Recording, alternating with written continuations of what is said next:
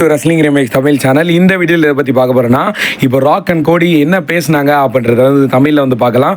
உண்மையிலே செம்ம செக்மெண்ட்டு, அந்த டெரராக இருந்துச்சு இந்த செக்மெண்ட் உண்மையிலே. அண்ட் கோடி பயந்துக்கிட்டு இருக்காரு, என்ன நடக்குமோ தெரியல. அண்ட் ஃபர்ஸ்ட் இடத்துல மைக்கேல் கோல் வராரு. அண்ட் மைக்கேல் கோல் வந்து கோடி இன்ட்ரடியூஸ் பண்ணுறாரு. அண்ட் கோடி கிட்ட பற்றி என்ன சொல்கிறா, நீங்கள் இந்த டைட்டில் வின் பண்ணுறதுக்கு எவ்வளோ தூரத்துக்கு கஷ்டப்படுறீங்கன்னு தெரியும் கோடி. அண்ட் நீங்கள் டெபியூட் ஆனதுக்கப்புறமா என்னென்ன அச்சீவ்மெண்ட் பண்ணீங்க, and finish the story, Roman ரைம்ஸோட கதையை முடிச்சிங்க, அது சேம் ஃபைனல் பாஸுக்கு அகைன்ஸ்டாக நின்று இந்த டைட்டில் வின் பண்ணியிருக்கீங்க. அது எவ்வளோ பெரிய அச்சீவ்மெண்ட் உங்க எல்லாத்துக்கும் தெரியும் நினைக்கிறேன், இந்த மக்களுக்கும் தெரியும். அண்ட் இப்போ இந்த ரெசல்மேனியா மெயின் ஈவென்ட் நீங்கள் ஒன்றுமே செய்ய தேவையில்ல, ராக்கோட ஆஃபரை வந்து அக்செப்ட் பண்ணால் மட்டும் போதும்.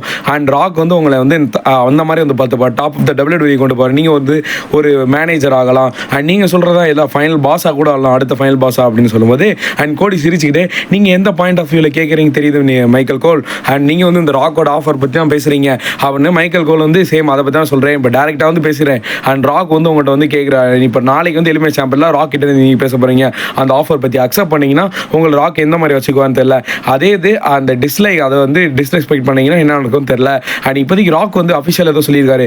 அண்ட் ராக் உங்களுக்கு ஏதோ கிஃப்ட் அனுப்பியிருக்காரு இந்த ஸ்மாக் டவுனுக்குள்ளே அப்படின்னு வந்து சொல்லும் போது, அண்ட் ஸ்மாக் டவுனில் ஒரு கார் வருது. இதெல்லாம் பார்க்கும்போது இந்த பழைய செத்தனால்ஸ் அண்ட் ப்ராக் லெஸ்னர் அந்த செக்மெண்ட் இந்த மாதிரி தான் இருக்குது.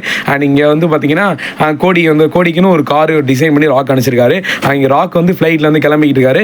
டொரண்டோ மக்கள் முன்னாடி நான் வந்து வர போகிறேன், நாளைக்கு நடந்த எலிமினேட் சாம்பரில். அதுக்கு முன்னாடி நீ வந்து ராக்கோட ஆஃபர் அக்செப்ட் பண்ணுறதுக்கு முன்னாடி வந்து பார்த்தியா ஒரு சின்ன கிஃப்ட், என்னோட கிஃப்ட், அதில் ஒன்று லோகோ இருக்குது, அதில் ஒரு நேம் இருக்குது, உனக்குன்னே செய்யப்பட்ட கார் மாதிரி இருக்கா, எல்லாமே வந்து நான் அனுப்பிச்சி வச்சது தான். நீ வந்து ஃபைனல் பாஸோட ரொம்ப பிடிச்சவன்டா, அதனால கோடி இது நீ வந்து ஆஃபர் அக்செப்ட் பண்ணுறதுக்கு முன்னாடி பார்த்தியா எந்த அளவுக்கு ஒன்று அதிர்ச்சிப்படுத்துகிற மாதிரி ஒரு கிஃப்ட் அனுப்பியிருக்கேன்னு. அது மட்டும் இல்லை, நீ ஆஃபர் அக்செப்ட் பண்ணால் அப்போ எந்த அளவுக்கு வந்து ஒன்று எப்படி வச்சுக்கேன்னு தெரியும் பார்த்துக்கியா. உங்கள் அப்பாட்ட கூட வந்து நான் பேசினேன், உங்கள் அப்பா வந்து இறந்துட்டார் ஓகே, ஆனால் உங்கள் அப்பா வந்து நினச்சிக்கிட்டு இருப்பார், மேலேருந்து பார்த்துக்கிட்டு இருப்பாரு, அண்ட் நீ கோடி இந்த ஆஃபர் வந்து அக்செப்ட் பண்ணுவேன்ட்டு.